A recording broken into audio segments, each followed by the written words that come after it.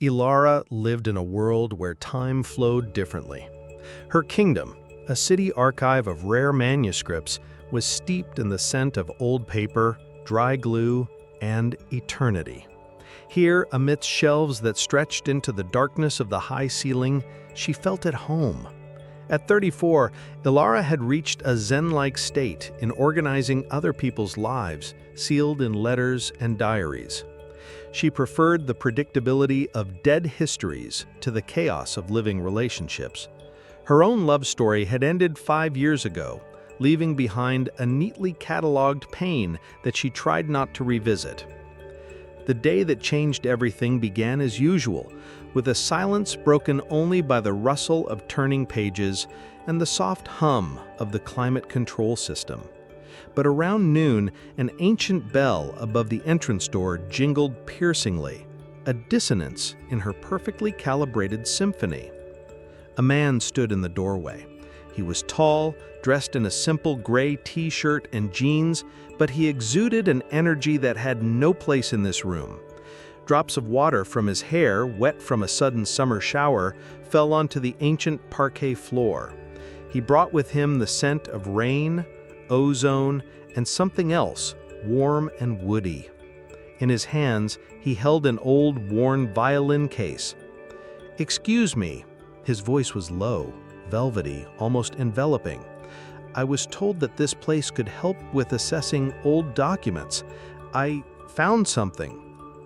Elara looked up from an 18th century German correspondence, pushing her glasses to the tip of her nose. The man stepped towards her desk, and the lamplight picked out his features: sharp cheekbones, a few wrinkles around his eyes, which were the color of aged whiskey. In them, a vivid, genuine curiosity shone. "I am Elara Worontsova, chief archivist," she introduced herself, trying to make her voice sound strict and professional. "What exactly did you find?" He carefully placed the case on the desk. The latches yielded with difficulty, letting out a creaking groan. Inside, nestled on a bed of faded burgundy velvet, lay a violin. The wood had darkened with time. The lacquer cracked, but the instrument still retained the nobility of its lines. "My name is Julian. I'm a musical instrument restorer, a violin maker. This violin came into my possession by chance. It's over 100 years old, the work of a Viennese master. But it's not about the violin itself, it's about what's inside." He carefully removed the violin, and Elara saw that beneath the velvet lining was a false bottom. Julian pried it open with his fingernail, revealing a small bundle tightly wrapped in parchment and tied with a faded silk ribbon. Elara's heart, accustomed to a steady rhythm, suddenly quickened its pace. This was what she lived for, an untouched mystery, a time capsule. She put on thin cotton gloves, her movements becoming precise and practiced. "May I?" she asked, and Julian nodded, watching her with such attention as if she were performing the most complex surgical operation. She untied the ribbon, which immediately crumbled to dust. She unrolled the parchment. Inside lay a stack of letters, written in an elegant but hurried hand. The ink had faded, turning from black to sepia. The first letter began with the words, "To my only musician, my soul." Julian leaned closer, and Elara felt his warm breath on her cheek. Their gazes met over the yellowed paper. In his whiskey-colored eyes, he saw not just curiosity, but something more. The anticipation of a shared secret, the promise of a story about to come alive in their hands. And at that moment, Elara realized that the silence of her archive was irrevocably broken. And to her surprise, she was glad of it. The air in the archive grew thick with unspoken history. The storm outside had softened to a gentle, rhythmic drumming against the tall arched windows, a percussion to the silent drama unfolding on Elara's desk. Julian stood so close she could feel the warmth radiating from his arm, a stark contrast to the cool, clinical environment she so carefully maintained. "May I?" Elara's voice was a half-whisper, gesturing to the first letter. Julian nodded, his gaze fixed on her gloved hands as they handled the fragile paper with a surgeon's precision.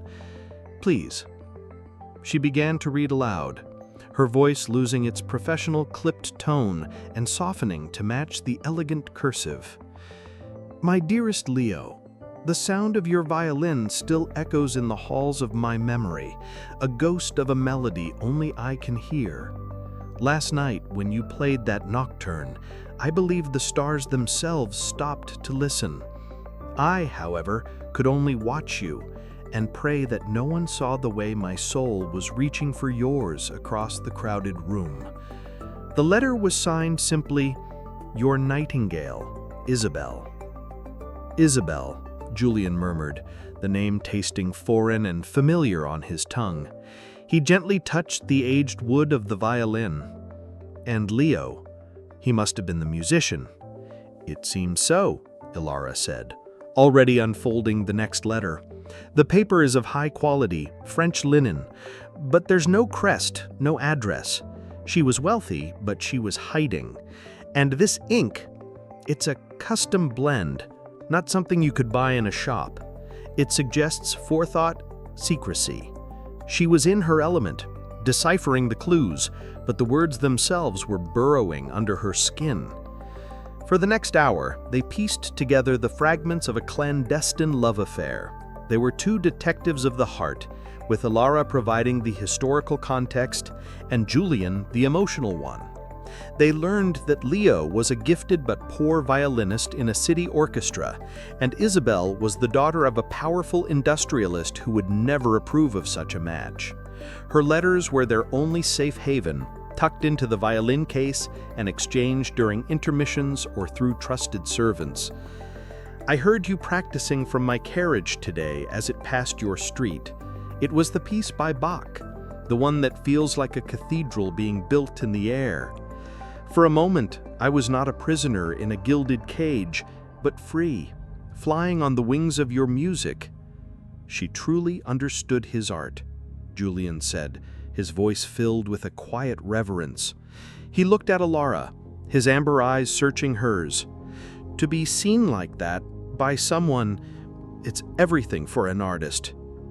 Elara felt a strange flutter in her chest. She, who curated the legacies of others, had never felt so seen as she did under his gaze. She cleared her throat and focused on the next page, a little too quickly. "This one mentions a specific place, the Imperial Hall, by the Phoenix statue."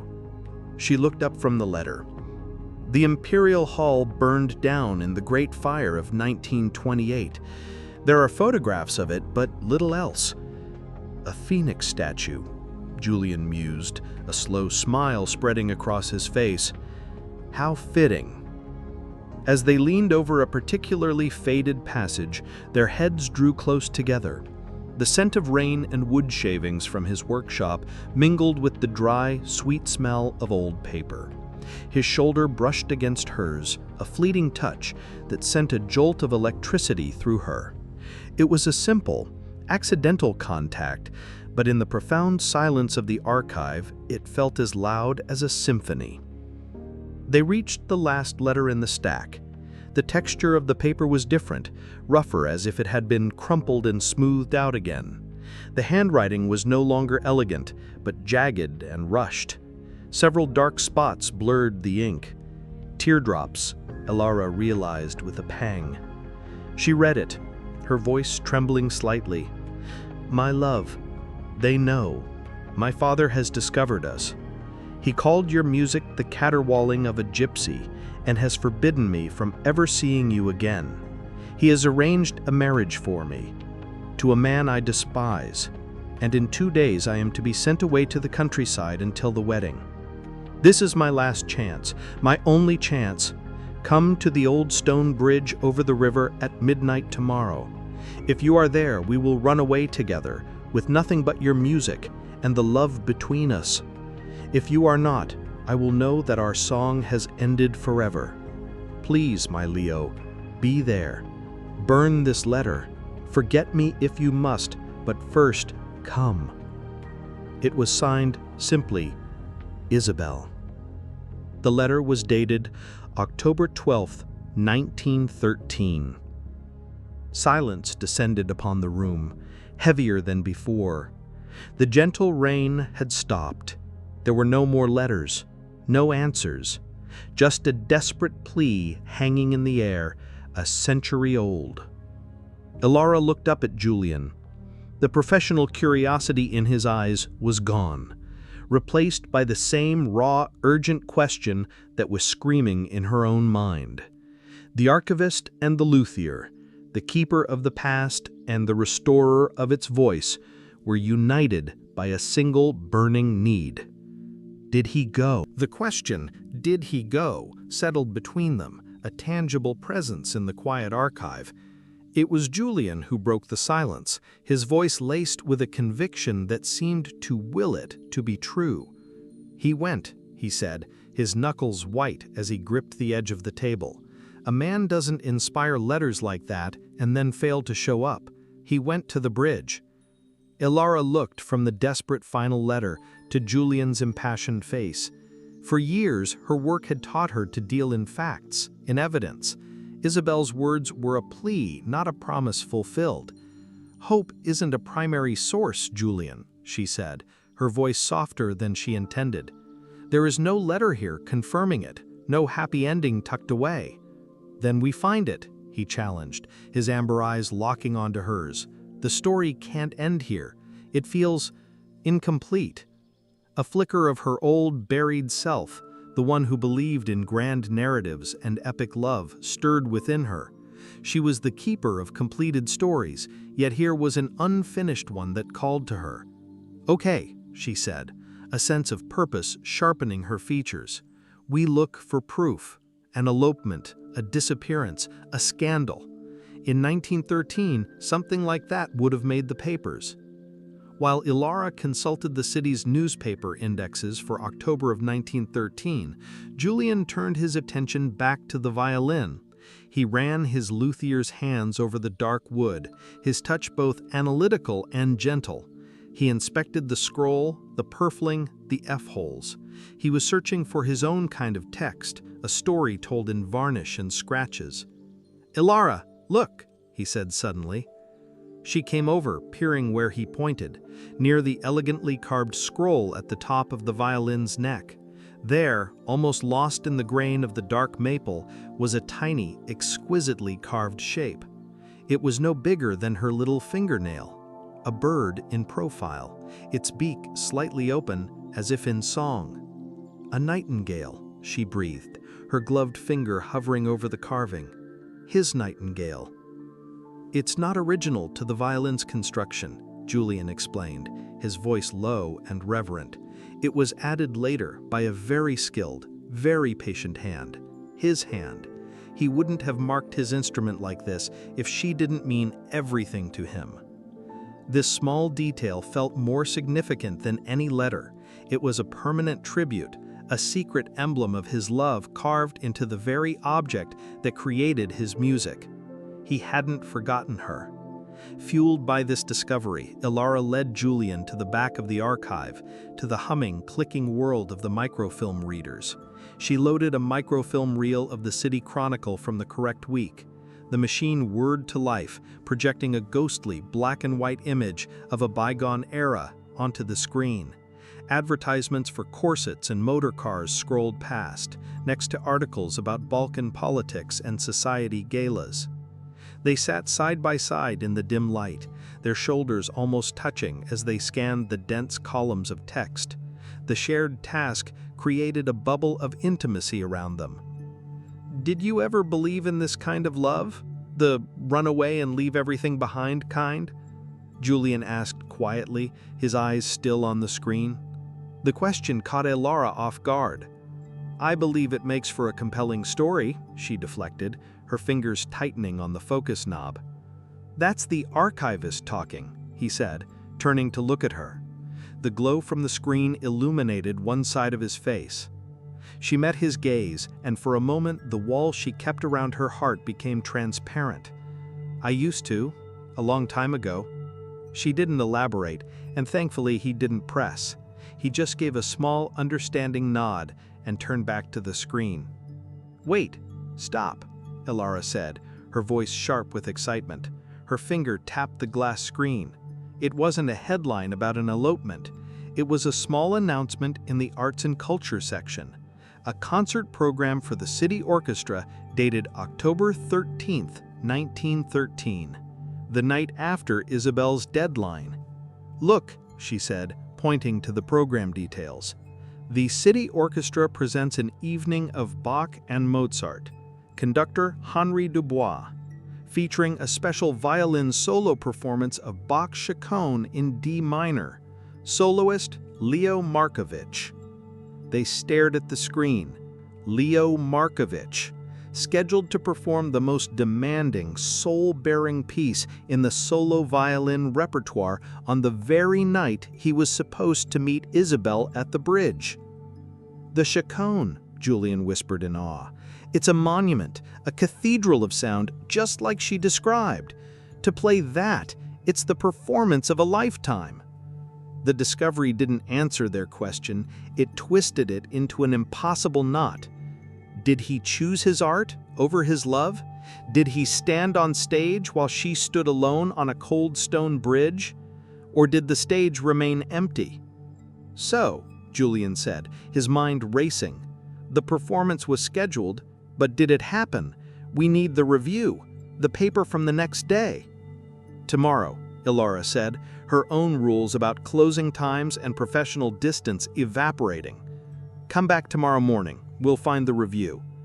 He smiled, a genuine, heart-stopping smile. "It's a date." And as Elara locked up the archive for the night, the silence felt different. It was no longer empty, but filled with anticipation, and for the first time in 5 years, she was looking forward to tomorrow. Elara arrived at the archive the next morning to find Julian already waiting by the door, a cardboard tray with 2 steaming cups of coffee in his hand. The morning sun caught in his hair, and the smile he gave her was as warm as the coffee she accepted. It felt less like an appointment and more like a continuation of a conversation she didn't want to end. "I couldn't sleep," he confessed as she unlocked the heavy oak doors. "I kept thinking about them, standing on that stage or standing on that bridge. You can't do both." "Let's find out which it was," Elara said, the sense of urgency now a shared current between them. They bypassed her desk, heading straight for the microfilm readers as if returning to a sacred place. Elara's hands were steady as she loaded the reel for the City Chronicle dated October 14th, 1913. The machine hummed and the ghosts of the past flickered onto the screen. She scrolled quickly past the front-page news, her heart pounding a nervous rhythm against her ribs. She found the art section, and there it was, a headline that made them both lean in closer. "Orchestra triumphs, but soloist's absence raises questions." Elara read the review aloud, her voice barely a whisper.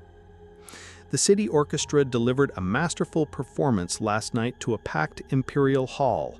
However, the much-anticipated solo performance of Bach's Chaconne was conspicuously absent from the program. Conductor Henri Dubois announced at the start of the second act that the soloist, Mr. Leo Markovich, was unexpectedly indisposed and could not perform." Julian let out a long, slow breath, a sound of profound relief. He wasn't there. He wasn't on stage.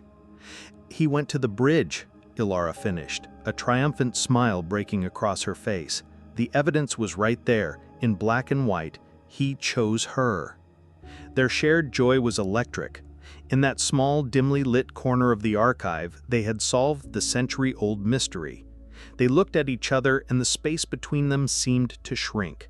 Julian's gaze dropped to her mouth, and for a heart-stopping second, Elara thought he was going to kiss her. The impulse was there, a magnetic pull, but the moment passed, broken by the need for the final piece of the puzzle. "But what happened next?" Julian asked, his voice now serious. "A missing musician from a poor neighborhood and the vanished daughter of a powerful man. This story doesn't have a happy ending yet." Elara's archivist instincts kicked back in.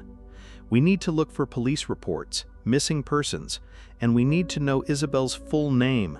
The letters were only signed with her first name. Her father, Elara mused, thinking aloud. She called him a powerful industrialist. In 1913, there wouldn't have been many. She returned to her main desk, pulling out heavy directories of the city's prominent families from that era. She scanned the names: manufacturing magnates, railroad barons, shipping tycoons. Meanwhile, Julian examined the violin case again, running his hands along the worn velvet lining, searching for any other hidden detail. His fingers found a slight looseness in the fabric near the hinge. He worked at it gently, and with a soft tear, a corner of the lining pulled away from the wooden frame. Tucked deep inside the padding was a small, folded piece of paper, completely hidden from view for over 100 years. It wasn't a letter, it was a formal, printed invitation. "Elara," he said, his voice taut. She hurried over. He held out the paper. It was an engagement announcement. "Mr. and Mrs. Alastair Finch request the pleasure of your company to celebrate the engagement of their daughter Isabelle Finch to Mr. Philip Dunbridge." "Isabelle Finch," Elara read, her eyes wide.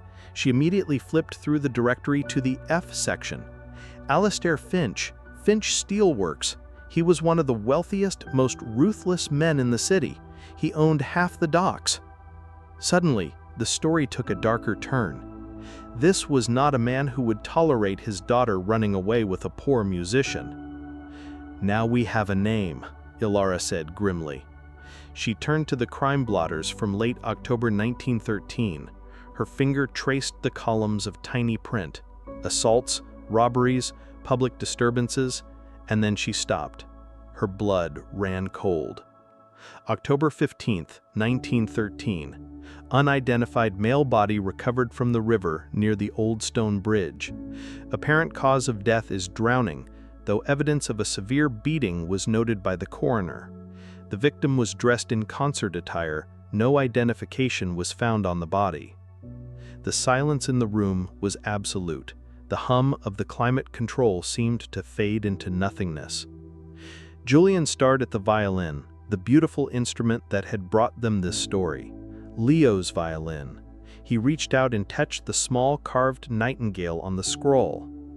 "Her father," Julian said, his voice hollow. "He didn't just forbid them, he had him killed." The triumphant joy of their discovery curdled into horror. This wasn't a love story that ended in a brave elopement. It was a tragedy. Leo went to the bridge, but Isabelle never had the chance to meet him. She was a prisoner, and he walked into a trap. Elara felt a profound ache, not just for the lovers from the past, but for the story they had been building between themselves, now stained with this brutal ending. She looked at Julian, at the sorrow etched in his face, and saw her own reflected there. She reached out, her hand covering his on the violin. It wasn't the tentative, accidental brush of before. It was a deliberate, comforting touch, a gesture of shared grief. His hand turned, and his fingers interlaced with hers. They stood like that for a long time, in the silent archive, holding on to a story of love and loss, their own quiet connection, forged in its heartbreaking conclusion. The tragic discovery hung in the air of the archive for days. The violin sat on Elara's desk, no longer just a beautiful object, but a silent headstone for a love that never had a chance. The letters, once filled with hope and longing, now read like a prelude to a requiem. Julian came by every day. They didn't always speak of Leo and Isabelle. Sometimes he brought coffee and they would just sit in comfortable silence. Other times he would tell her about the grain of a specific piece of maple or the unique acoustic properties of spruce, and she would tell him about the scandalous diary of a 19th century countess or the coded letters of a wartime spy. They were building something new in the space the old tragedy had carved out, a quiet understanding, a shared world. One afternoon, Julian picked up the violin. He hadn't touched it since they found the police report. He ran his bow over the strings, drawing out a few tentative, sorrowful notes. The sound was thin, raspy, the voice of an instrument that had been silent for a century. "It needs to be played," he said, looking at Elara. "His music deserves to be heard, not as a ghost in an archive, but as a living thing." "And Isabelle?" Elara asked softly. "What about her part of the story? She was sent away, married to a man she despised. Her song was silenced too." An idea began to form in Elara's mind, a deviation from her usual role as a passive guardian of the past. She spent the next few days not in the newspaper archives, but in the city's genealogical records. She traced the line of Finch. Isabelle Finch married Philip Dunbridge. They had one child, a daughter, before Isabelle died of influenza just 5 years later, at the age of 27. She had never escaped her gilded cage. But her line continued, a daughter, then a granddaughter, then a great-granddaughter. Elara found a name and an address, an elderly woman named Anna Valerius, living in a quiet suburban street, Isabelle's great-granddaughter. With a mix of trepidation and resolve, Elara and Julian went to see her. They brought the violin case. Anna, a woman in her 80s, with eyes the same intelligent shade as described in the letters, listened with rapt attention as they pieced together the story of her great-grandmother's secret love. She had known Isabelle only through stern, formal portraits and family stories of a sad, melancholic woman. "I always felt there was something missing," Anna said, her voice thick with emotion, "a part of her they never spoke of." Julian opened the case. He showed her the hidden compartment, the letters, and the tiny carved nightingale on the violin's scroll. Tears streamed down Anna's face as she held the letters her great-grandmother had written as a passionate, hopeful young woman. It was a side of her ancestor she had never known. "My mother," Anna said, pointing to a photograph on her mantelpiece. "She played the piano. She said the music was in her blood, but she never knew from where. It wasn't from the Finches." Before they left, Julian turned to Anna. He said, "This violin belonged to Leo. But its story belongs to Isabelle too. It belongs to your family." He offered her the violin. Anna looked at it, then at Julian and Elara, and shook her head with a gentle smile. "No, it brought you two together to tell its story. Its journey isn't over. Let it sing again. That would be the most beautiful tribute to them both." Back at the archive, as the evening light slanted through the high windows, a sense of closure settled over Elara. The story was no longer an open wound. It had been honored. Julian took the violin from the case. For the past week he had worked on it, cleaning it, repairing a small crack, fitting it with new strings. It was no longer a relic. It was an instrument, alive and waiting. She described Bach's Chaconne as a cathedral being built in the air. He never got to play it for her. He lifted the violin to his chin, and in the quiet sanctuary of the archive, surrounded by a million silent stories, Julian began to play. He didn't play the Chaconne, he played something new, a simple, haunting melody that seemed to rise from the very wood of the instrument. It was a melody of sorrow and loss, but also of discovery and breathtaking beauty.